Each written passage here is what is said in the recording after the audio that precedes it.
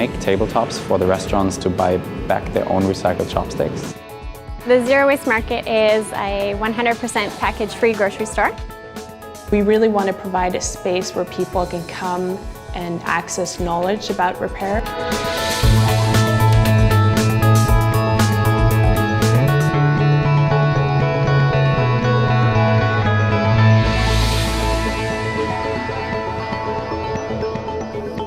Welcome to the Sustainable Region. I'm Vanessa Timmer.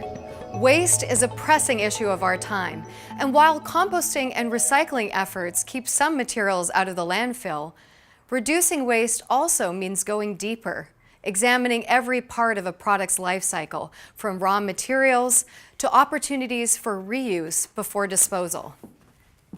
Today we'll meet local innovators exploring the idea of waste reduction all along the supply chain.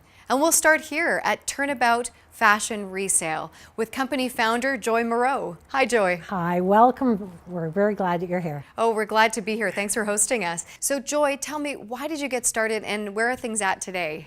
At age 23, I wanted to have my own business. So I looked around and I love clothing, I love people. I didn't have a lot of money.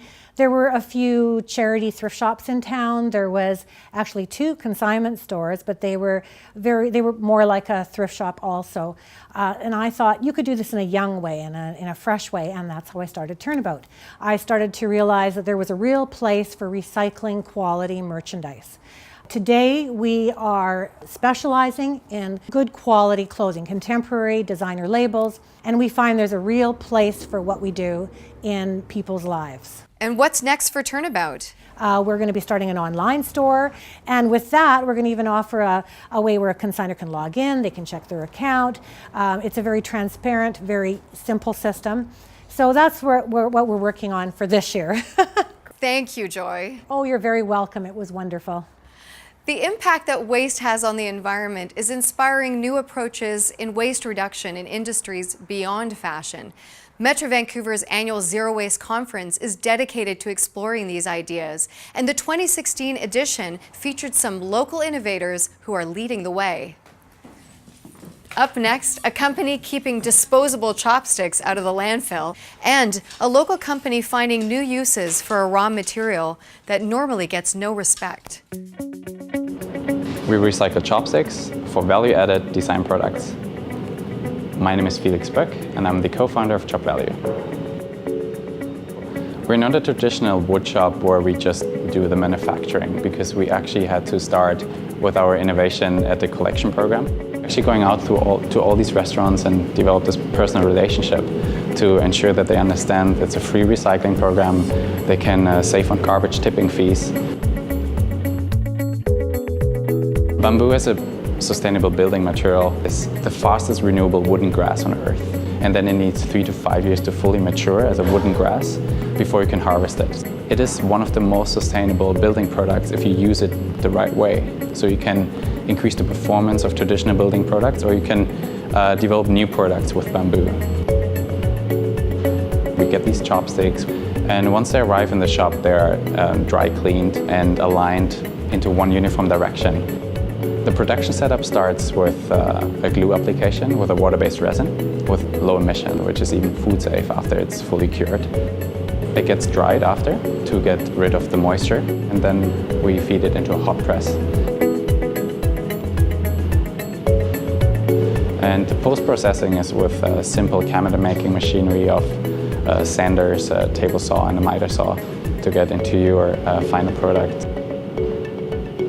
Chop Value's line of products is currently limited by the length of the chopsticks, so we thought we were coming out with tiles. We make tabletops for the restaurants to buy back their own recycled chopsticks. For example, one tabletop is made out of 4,000 chopsticks, so we'll give them a certificate how much carbon they save. A set of coasters that can be custom laser engraved, which is probably my to-go product of Chop Value. Chop Value's long-term goals is not only to expand our program and our awareness in Vancouver, it's also to expand the idea of taking urban, underutilized resources to other major cities in North America. By sharing that vision and scaling that idea up to other materials that we have readily available, but completely underutilized, just like wood from demolished construction sites. Those are things where I see chop value playing a big part of telling that story for the circular economy.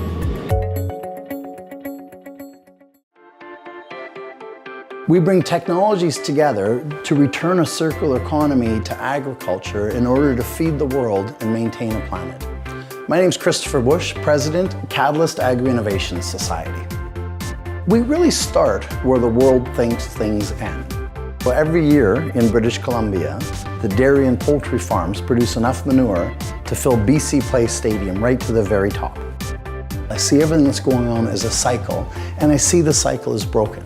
So we looked for technologies that would rebuild that loop, rebuild that system.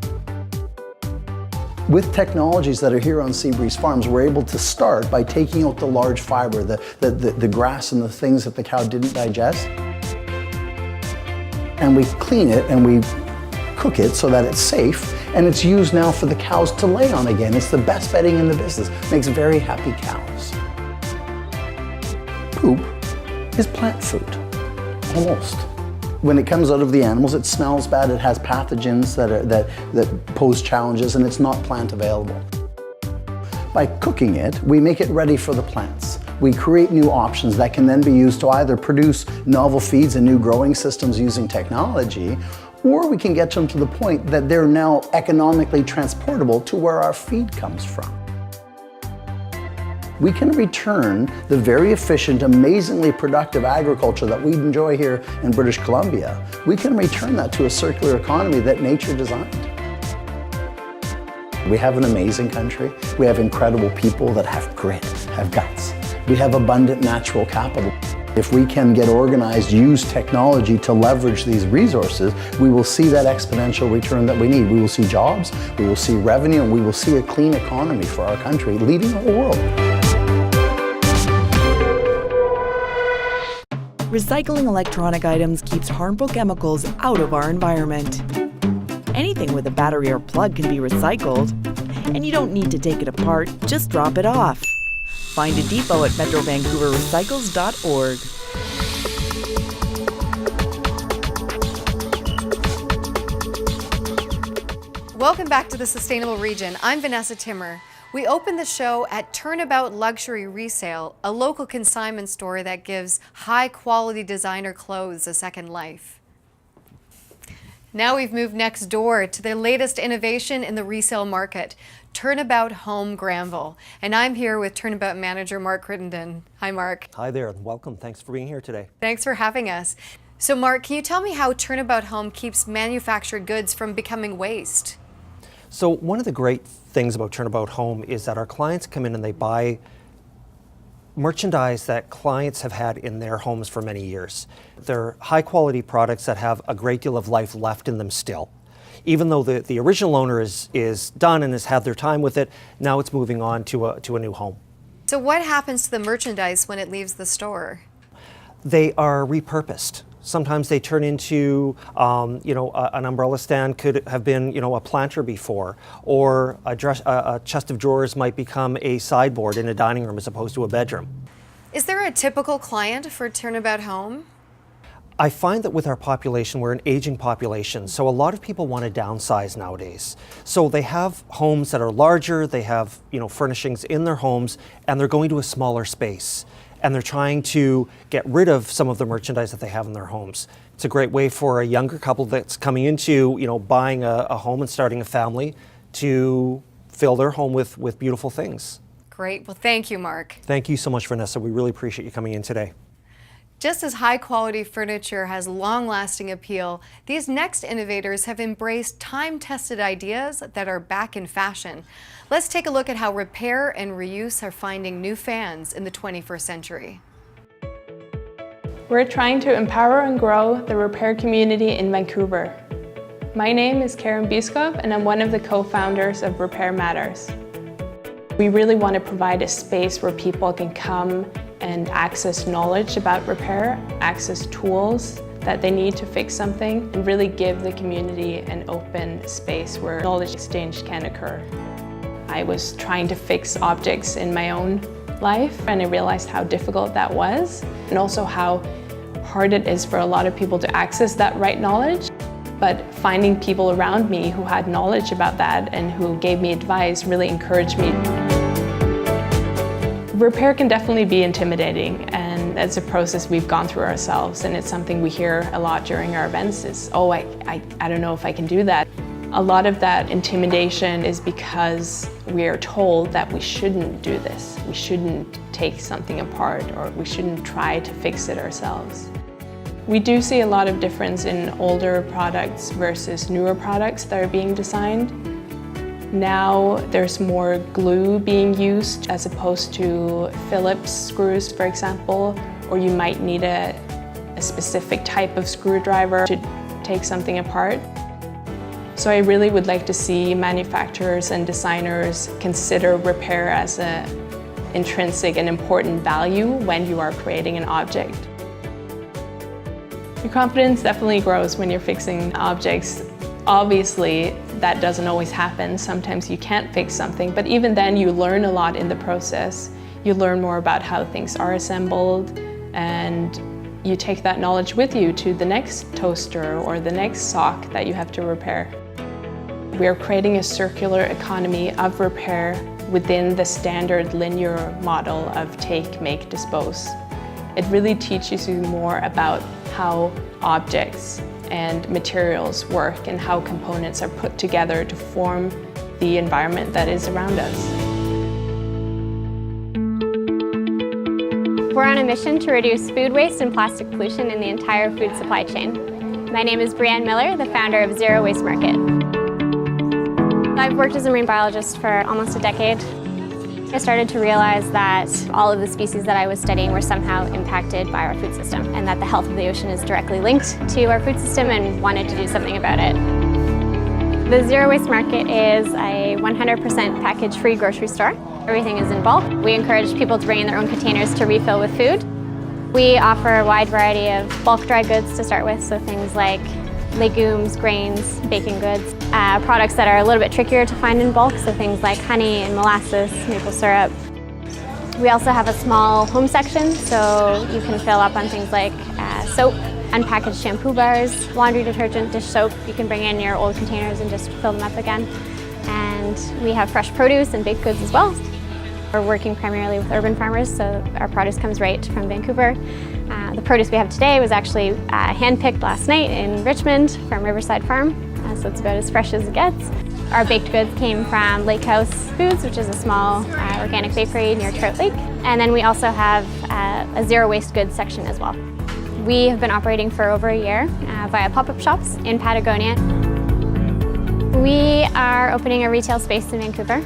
We're the first zero waste market in the city. We only agree to work with suppliers that are willing to help us reduce waste, not only in our own operations, but in theirs as well. We try to implement a reusable container system. So products come to us in a reusable container that we then empty, and then when they drop off the next shipment, we just swap them back and forth. A lot of people don't think about where their food comes from, or on the other side of things, what happens to it when you throw it in the garbage. We're already supporting over 75 local suppliers and producers, which is amazing. We know all of them, we've met lots of their families, we've been to their farms. One of our long-term goals is to reduce as much plastic pollution as we can in the food supply chain. And we really want to show that if this works on a small scale, that hopefully bigger businesses take note and start to implement some of these practices themselves. We've already diverted a couple thousand containers from landfill, and we estimate that when we open our storefront, we'll be able to divert over 100,000 containers per year. And so if every store in the country that has a bulk section is able to do the same thing, our back of the envelope estimates kind of put that at close to 1 billion containers diverted from landfill per year, just in Canada. We want to be a hub for all things zero waste. We're not your average grocery store. We want to be a place where people can come in, join the zero waste community, learn all about it. We want to be able to share tips and resources. We're planning on having lots of workshops running out of our space. The realization that all the problems of the ocean can somehow be linked to our food system was a big learning moment for me, and it really is true that if a lot of people start taking small actions in their everyday lives, they really do add up. We can already see that from our numbers, just our small pop-up shops, the amount of waste that we're diverting. We're just excited to do that on a bigger scale.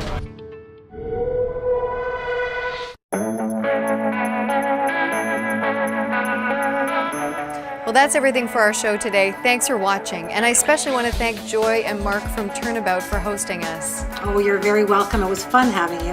Thanks so much. Thank you. Well, you can watch, comment on, or share these stories and more on our blog at metrovancouvervideos.org. And if you want to learn more about the circular economy and Metro Vancouver's Zero Waste Conference, be sure to visit the conference website at zwc.ca. There are videos and resources about the companies and individuals leading the shift to a zero waste world. For the Sustainable Region, I'm Vanessa Timmer. See you next time.